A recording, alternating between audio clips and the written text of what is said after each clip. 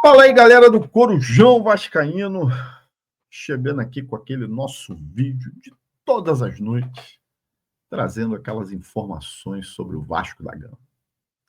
E a polêmica continua em relação aonde deve ser o jogo do Vasco como mandante, primeiro jogo da semifinal na Copa do Brasil contra o Fluminense.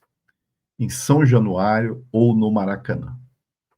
Eu até coloquei um short hoje lá no canal, perguntando para a galera aonde que a galera achava que deveria ser o jogo. Ficou meio dividido, tá? Muita gente achando que tem que ser em São Januário, porque é o nosso caldeirão, é a nossa casa, tem a questão da pressão. E uma outra parte dizendo que é jogo para Maracanã, porque é jogo maior, cabe mais gente, tem a questão financeira. E é também a minha opinião. Eu acho que é jogo para Maracanã. Tem realmente esse lado financeiro que a gente não pode excluir de maneira alguma. Comporta mais gente. Tem gente que quer vir de fora do estado para assistir esse jogo. E a garantia de conseguir ingresso no Maracanã muito maior do que em São Januário. A questão, gente, é que o Vasco ele luta tanto para chegar nessas fases finais das competições. Claro que o alvo principal é o título, mas não dá para excluir a questão financeira, é pelo lado financeiro também. Ainda mais na situação que o Vasco vive aí há tanto tempo. Então, gente, esse negócio não porque tem que levar para São Januário, porque lá os jogadores do Fluminense vão sentir a pressão. Pô, rapaziada, lá só tem jogador cascudo. Um jovem ou outro lá, pô, garoto mais jovem, pode até sentir. Agora, a maioria dos jogadores está acostumado com esse tipo de jogo, gente. Ninguém sente pressão mais nisso, não. Pô, nós já perdemos o jogo em São Januário, jogo da Série B. Pô, perdemos para Sampaio Corrêa na Série B. Pô, vamos sentir, os caras vão sentir pressão, que o time do Operário mesmo esse ano, na Copa do Brasil, empatou com a gente, sentiu alguma pressão lá. Ganhamos nos pênaltis. Porra, então, cara, é jogo para Maracanã, sabe? A nossa torcida já provou, o nosso time já provou que pode ganhar no Maracanã. Nossa torcida já provou que faz a mesma festa, que tem a mesma vibração no Maracanã e nós vamos lotar a nossa parte lá. A torcida do Fluminense até vai também encher a parte deles lá, mas não tem mais vibração que a gente nem a pau. Né? Não vão conseguir nunca ser igual a torcida do Vasco. Então, meus amigos, é jogo para Maracanã. Há um acordo entre os clubes, né, que os clássicos sejam, né, no Maracanã, então com torcida dividida, 50% para cada lado. Então, a tendência realmente é essa, que os dois jogos das semifinais sejam no Maracanã com torcida dividida. Vamos aguardar aí a definição disso. Bom, todo mundo conhece o Benja, né?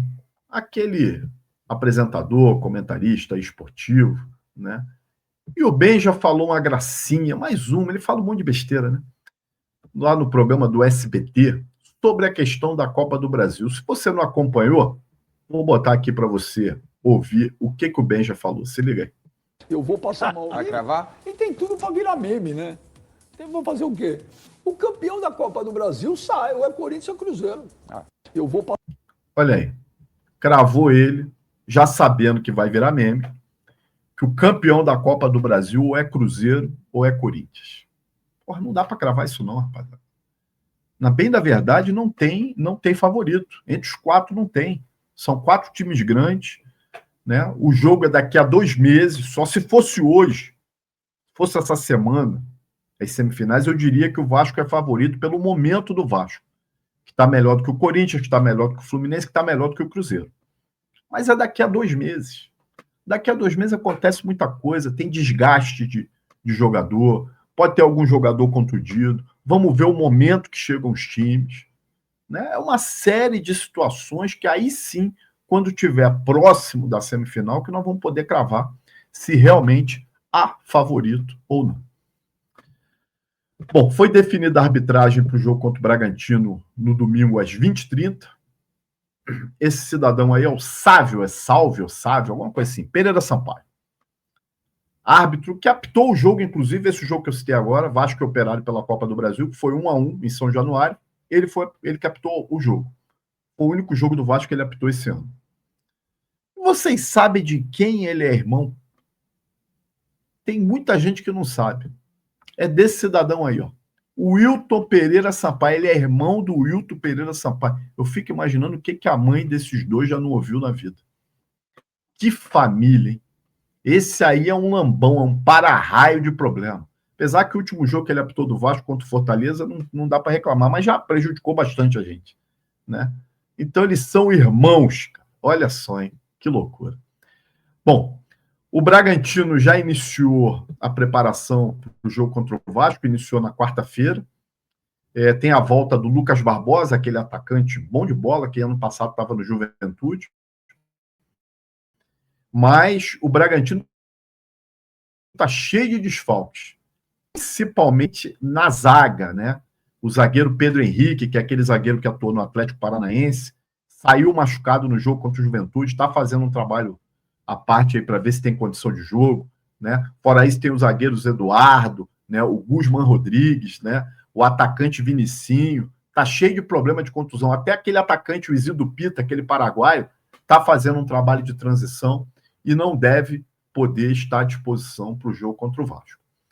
Então, o Bragantino aí que vem num momento bem ruim, já se cogita, inclusive, a demissão do técnico lá, o Seabra, né? A situação não tá boa, não. O Bragantino faz a terceira pior campanha do retorno. Vem de 2 derrotas, a última contra o Juventude, perdeu de 1-0 em Caxias do Sul, né? Por falar nisso, os próximos jogos do Vasco são esses aí. Bragantino fora de casa, o São Paulo em São Januário, depois a gente sai para jogar contra o Botafogo lá no Engenhão. Aí nós temos o Juventude em casa e o Grêmio fora de casa. Próximos 5 jogos, meus amigos. Quantos pontos nós faremos aí? Eu vou dar minha opinião aqui, ó. 3 pontos contra o Bragantino. 3 pontos contra o São Paulo. Contra o Botafogo, eu vou cravar um empate. 7 pontos aí. Vitória contra o Juventude. Não tem outro placar, não tem outro resultado que não seja vitória. Chegamos a 10 pontos. E vou cravar um empatezinho contra o Grêmio fora de casa. Então, na minha opinião, nos próximos 5 jogos, dos 15 pontos disputados, nós vamos fazer 11. O que jogaria aí a gente para 50 pontos. Buscando aí uma vaga na pré-Libertadores. Coloca aí no comentário desse vídeo quantos pontos vocês acham que o Vasco vai fazer nesses próximos 5 jogos aí, meus amigos. Eu coloquei na capa desse vídeo hoje o Puma Rodrigues. Eu vou trazer uma informação aqui bem importante, uma informação nova em relação à renovação de contrato do Puma. Eu coloquei aí no vídeo, na capa do vídeo, dizendo que o Puma gostou da proposta. O Vasco eu já havia colocado essa informação, a questão de 8 dias atrás, lá no nosso X, que o Vasco já estava em conversas com representantes do Puma Rodrigues, buscando estender o vínculo do jogador, pelo menos por mais um ano. O contrato dele termina no final desse ano, e o Vasco está tentando uma renovação de pelo menos mais um ano, até o final de 2026. A proposta que foi feita para o Puma Rodrigues é a seguinte: manutenção do salário que ele tem atualmente, que gira em torno de 330 a 350 mil reais, e o Vasco cedendo ao jogador um percentual do passe. O Vasco hoje detém 100% do passe do atleta. Então a ideia é ceder um percentual, algo em torno de 20% a 25% do passe. E também o jogador que tem expectativa de jogar a Copa do Mundo e provavelmente estará na Copa do Mundo, nesse novo contrato, o Vasco, se houver uma proposta da Europa pelo Puma, o Vasco facilitaria a saída do jogador. E isso agradou o Puma, principalmente na questão de ter percentual sobre o passe dele.